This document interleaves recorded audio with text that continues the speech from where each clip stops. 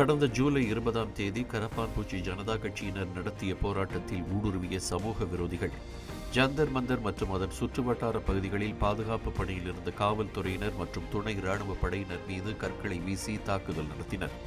இதில் 100க்கும் மேற்பட்ட காவல்துறை அதிகாரிகளும் காவலர்களும் படுகாயமடைந்தனர். பல காவல்துறை வாகனங்கள் தீ வைத்து எரிக்கப்பட்டன. இந்நிலையில் பாதிக்கப்பட்ட காவலர்களின் குடும்பத்தினர் டெல்லியில் செய்தியாளர்களை சந்தித்தனர்.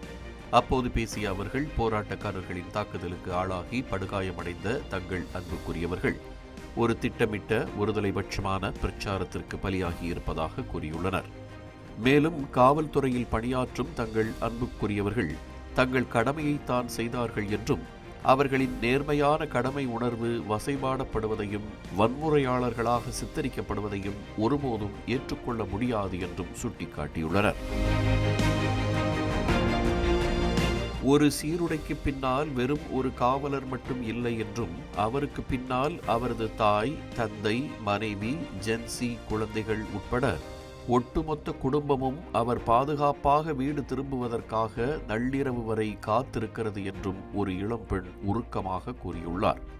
டெல்லி காவல்துறையில் சேருவதற்கு முன்பு இந்திய கடற்படையில் 15 ஆண்டுகள் மரைன் கமாண்டோவாக பணியாற்றிய ஒரு சப் இன்ஸ்பெக்டரின் மகளும் டெல்லி பல்கலைக்கழக மாணவருமான குஞ்சல் போராட்டம் தொடங்கிய முதல் நாளிலிருந்தே போராட்டத்தின் முக்கிய இடத்தில் தடுப்புகளுக்கு அருகில் இருந்த முன் வரிசையில் பாதுகாப்பு பணியில் இருந்ததாகவும், இரவில் வீடு திரும்பும்போது இது மாணவர் போராட்டம் போல தெரியவில்லை என்றும், பல சமூக விரோத சக்திகள் இதில் இணைந்துவிட்டன என்றும் தமது தந்தை கூறியதாகவும் தெரிவித்துள்ளார்.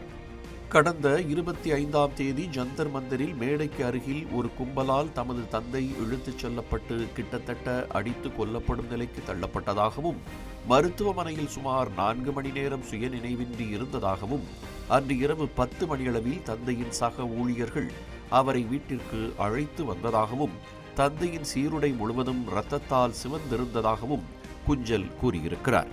இத்தனைக்குமிடையே தனது தந்தையை ஒரு குற்றவாளி போல சமூக ஊடகங்களில் சித்தரிக்கப்படுவதை பார்த்தும், தன் தந்தையை தாக்கியவர்கள் தங்கள் குற்றத்தை மறைத்துவிட்டு அனைத்து காவல்துறை அதிகாரிகள் மீதும் புகார் அளிக்க உச்ச நீதிமன்றத்தை நாடப்போகிறார்கள் என்பதை அறிந்தபோதும் வேதனை அடைந்ததாகவும் கூறியிருக்கும் குஞ்சல், இதுகுறித்து உச்ச நீதிமன்றத்தில் நீதி கேட்டு மனு அளித்துள்ளதாக கூறியுள்ளார்.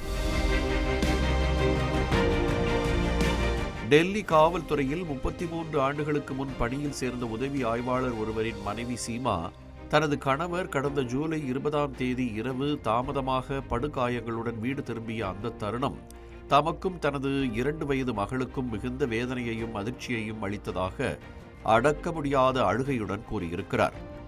மருத்துவமனையில் அனுமதிக்கப்பட்டு சிகிச்சை பெற்றுக் கொண்டிருந்த கணவருடன் தொலைபேசியில் பேசியபோது, சில விஷமிகளும் கலந்திருந்த கூட்டம் திடீரென்று மிகவும் ஆக்ரோஷமாக மாறியதாகவும், பூந்தொட்டிகள், கையில் கிடைத்த பொருட்கள், செருப்புகள், காலணிகள் மற்றும் கற்களை கொண்டு காவலர்களை தாக்கி காயப்படுத்தியதாகவும் தெரிவித்ததாக குறிப்பிட்டிருக்கிறார்.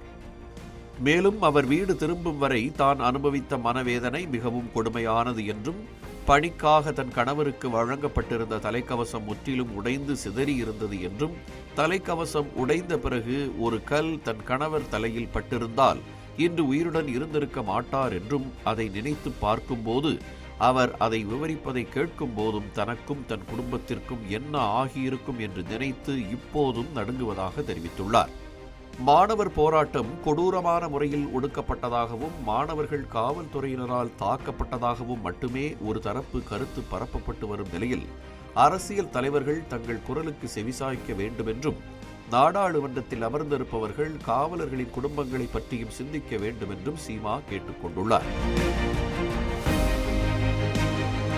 தனது பணிக்காலத்தில் வீரதீர செயல்களுக்கான 4 விருதுகளை பெற்ற காவல் உதவி ஆணையரின் மகனான லக்ஷ்யா சிங் பிஷ்ட் தந்தையின் தலை மொட்டையடிக்கப்பட்டிருப்பதையும் சுமார் 4 தையல்கள் போடப்பட்டிருப்பதையும் பார்த்ததும் மிகுந்த விரக்தியும் பயமும் அடைந்ததாக கூறியிருக்கிறார்.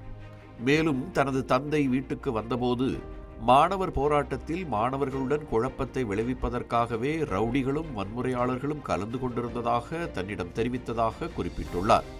ஜந்தர் மந்தர் போராட்டத்தை ஆதரித்த எவரும் உண்மையில் வெட்கப்பட வேண்டும் என்று கூறியுள்ள காயமடைந்த காவலர்களின் குடும்பத்தினர், படுகாயமடைந்த துணிச்சலான காவலர்களின் குழந்தைகளின் கதறல் சத்தம், ஏன் தாராளவாத ஊடகங்களுக்கு கேட்பதில்லை என்றும், மனித உரிமைகள் கலவரக்காரர்களுக்கு மட்டுமே கிடையாதா என்றும் கேள்வி எழுப்பியுள்ளனர்.